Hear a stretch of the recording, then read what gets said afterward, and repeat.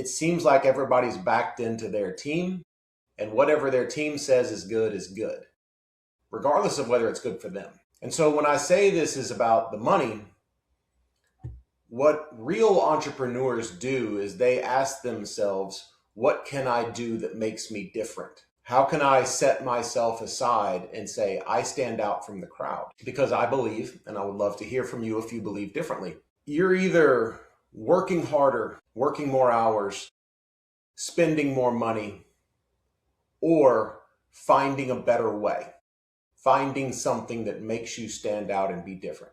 And unfortunately, the finding something that stands out and be different is when it comes to actually, your fee and what you charge and offering a better value proposition, that's toxic to the industry. The industry hates that, which I can understand. What I don't understand is why the agents hate that.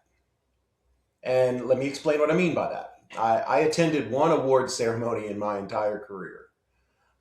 It was the neighbor awards here locally. They give out awards based off of who makes the most money. And I think there was 6 or 7, maybe 8 that earned the platinum award.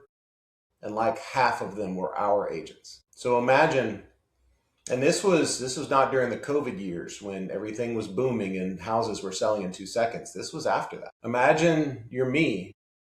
You're in a room full of real estate agents and brokers, and half of the top earners work for a company doing something different, charging less money.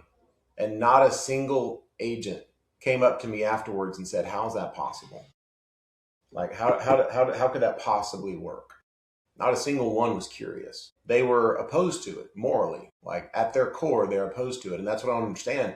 And kind of getting into the politics of it, it's like people will not say to themselves, what's good? What's good policy? What's good for my business?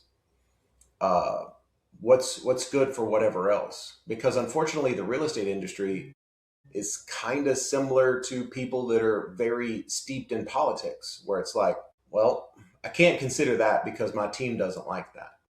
I'm on the team of the industry, and the industry thinks this is what's good, and so that's what I think is good. They've never stopped to say, is this good for me? They've never stopped to say, is this going to make me more happy, more successful, deal with less rejection, anything like that? Like that never enters into it. It's just, hey, what does my team think? Well, that's what I think. And when you become that team player, you can't see the facts as they are. You see them through the lens of your team.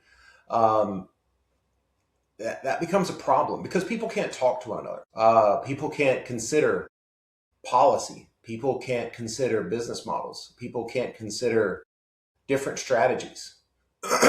Because unfortunately, before you can consider a different strategy or a different model or a different way of being, you have to ask yourself, is this good for my team? And if it's not good for the team, then you can't consider it. It's bad. It's off limits.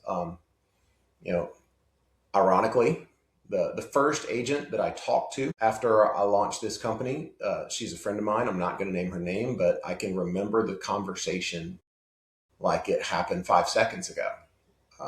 I called, got her on the phone, and she said, man, what's this? You're not really being a team player. And that stuck with me, and it will always stick. And so what I'm going to do is I'm going to challenge whether you being a team player is good for you.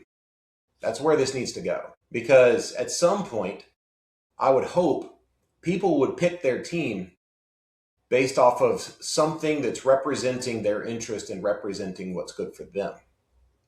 And if you are on a team and that team is not helping your best interest, then why are you on that team?